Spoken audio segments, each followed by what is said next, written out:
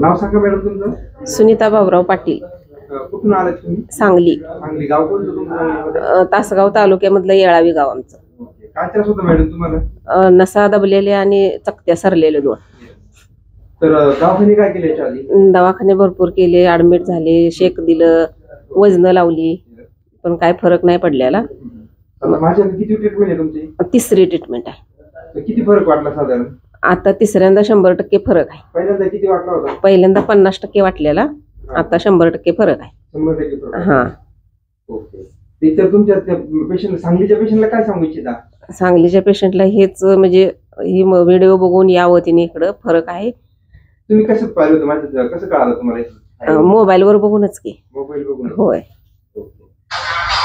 काय सांगू शकता आता पेशंटसाठी तुम्ही सांगलीच्या पेशंटला? सांगलीच्या पेशंटला एवढं सांगते की त्यांनी म्हणजे इकडे यावं, दुसरं दवाखाना बघून ये.